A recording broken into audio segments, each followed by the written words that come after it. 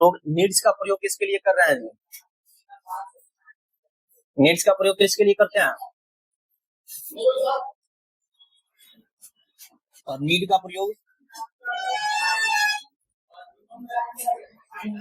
ठीक है। अच्छा एक चीज और, नीड क्या है? वर्ब है, ठीक है। नीड क्या है? वर्ब भी है, एक्सिलरी वर्ब भी है, वर्ब भी है। तो ये वर्ब का फिफ्थ फॉर्म है। वर्ब का कौन सा रूप है? और ये वर्ब का फर्स्ट फॉर्म है। तो नेगेटिव बनाते हैं तो वर्ब के फिफ्थ फॉर्म के साथ हम लोग क्या यूज करते हैं? डज। और इसके साथ डू का प्रयोग करते हैं। आई बात समझ में? तो एक नेगेटिव और बनेगा कि सब्जेक्ट के साथ डू या डज के साथ नॉट,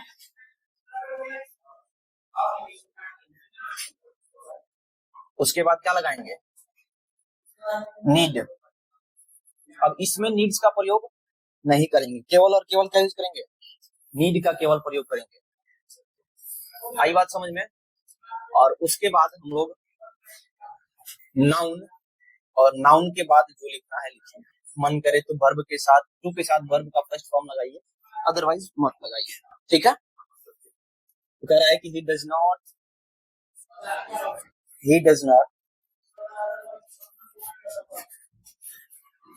नीड अ कार। अर्थ क्या होगा जी? उसे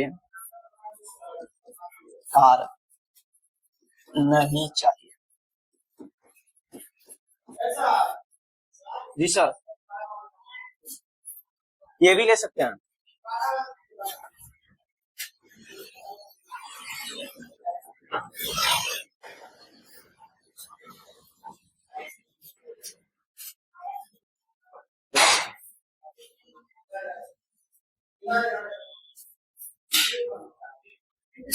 Ram does not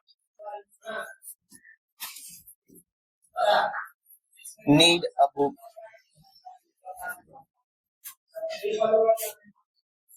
to read। अर्थ क्या बने?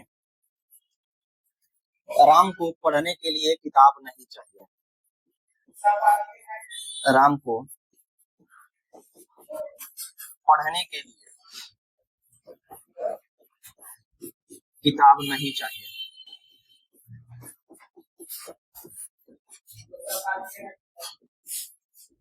आई बात समझ में? ये यही वाला बनाई थी।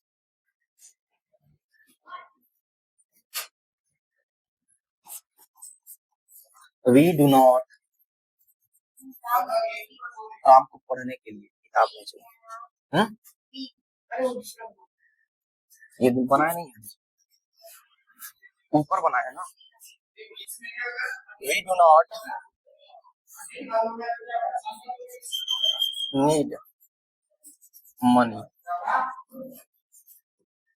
अर्थ क्या बनी? हम लोगों को पैसा नहीं चाहिए। आई बात समझ में? ये हो जाएगा।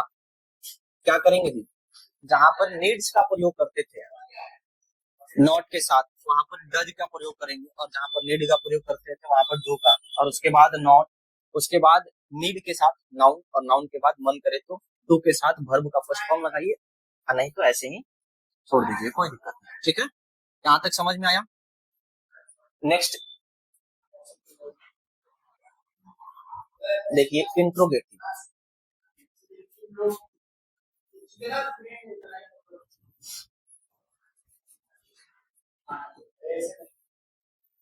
या तो पढ़ना स्टार्ट कर देगा सब, नहीं तो क्लास से छोड़ देगा।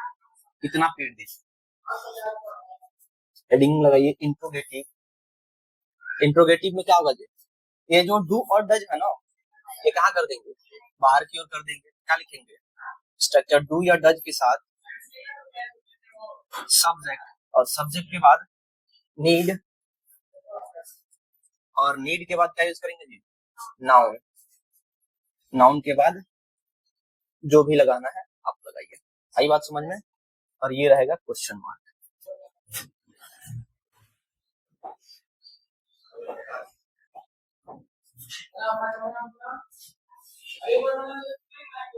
ठीक है जी।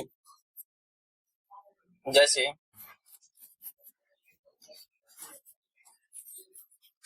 डू यू हैव, कहाँ चलेगा, डू यू नीड पेन्स, और क्या होगा जी, पेन्स टू राइट, अर्थ क्या होगा जी, क्या आप लोगों को, आप लोगों को लिखने के लिए, लिखने के लिए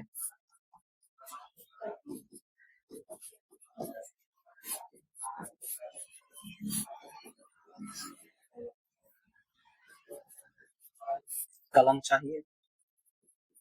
आई बात समझ में।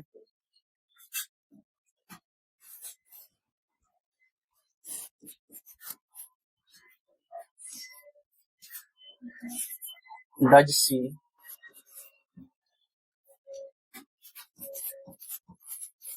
नीड मोबाइल, और क्या बजेगी, MOBI, इसमें ऐसा लगेगा। यहाँ पर अभी आपको बताए हैं कि जहाँ पर नीड्स लगाते थे वहां पर डज का प्रयोग कर रहे हैं, यहाँ पर नीड लगा रहे हैं वहां पर डू का प्रयोग कर रहे हैं। स्ट्रक्चर देखिए, सब्जेक्ट के बाद नीड, तो नीड्स क्यों लगाएंगे, डज सी नीड मोबाइल, अर्थ क्या बजेगी, क्या उसे मोबाइल चाहिए।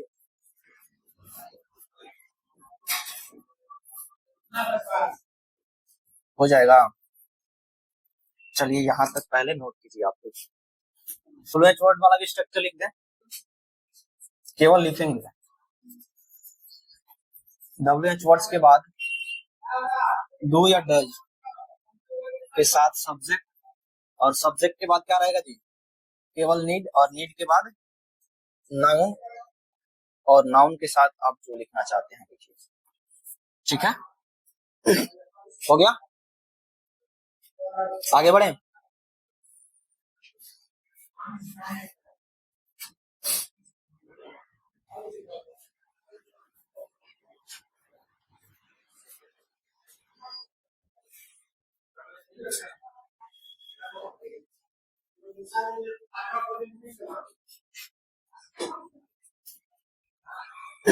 कल छुट्टी रहेगा जी तुम लोग का, छठ करने जाओगे सब, कौन कौन जाएगा, बोले ही नहीं राज, कौन कौन नहीं जाएगा,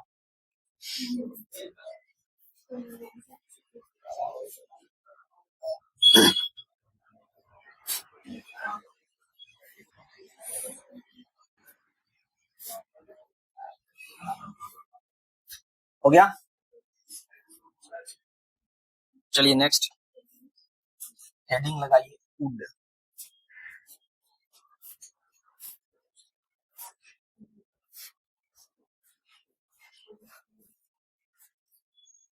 आगे बढ़े जी।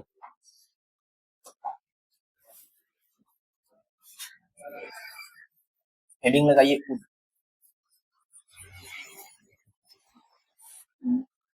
डिफिनीशन इसका लिख दीजिए, कैसे पहचानेंगे इसको, तो ask some things humbly, humbly मतलब क्या होता है जी, विनम्रता पूर्वक,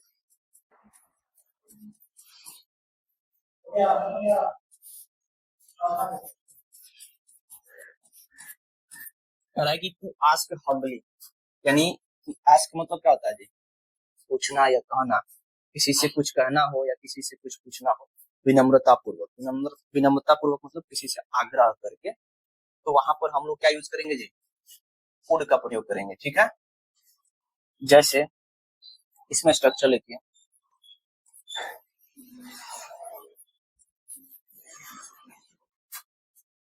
would you please,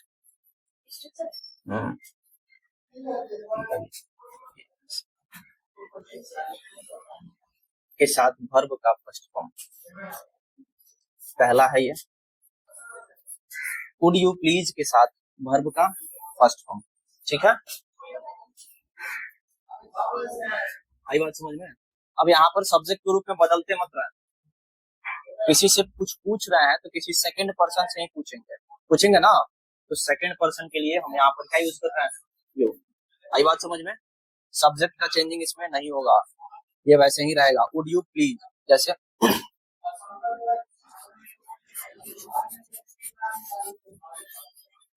would you please sit hair. ठीक है, क्या होगा जी अर्थ, कृपया आप यहाँ बैठेंगे।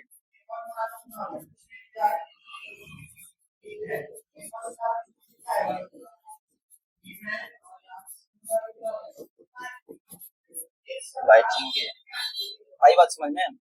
Would you please sit here, कृपया आप यहाँ बैठेंगे। विनम्रता से पूछा जा रहा है ना, किसी सेकंड पर्सन कोई खड़ा है मान लीजिए, तो मैं उससे पूछ रहा हूँ कृपया आप यहाँ बैठेंगे, तो क्या हुआ, विनम्रता से पूछा जा रहा है। अगर मैं यहाँ लिखूं would you please tell me your good name,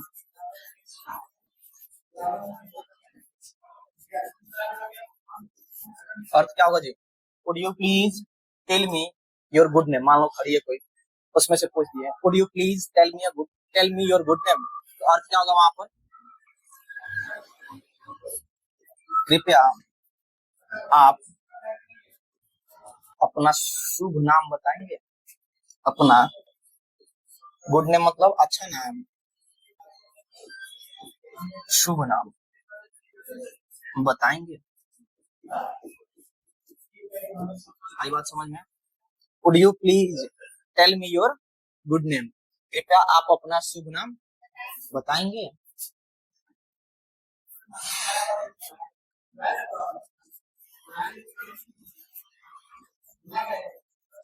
would you please take it, अर्थ क्या होगा जी, कृपया आप इसे लेंगे। मान लीजिए कुछ खाने के लिए बैठेंगे,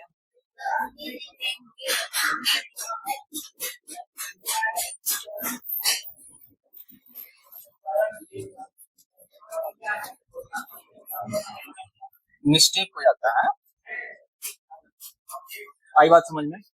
would you please sit here, कृपया आप यहाँ बैठेंगे। Would you please tell me your good name, कृपया आप अपना शुभ नाम बताएंगे।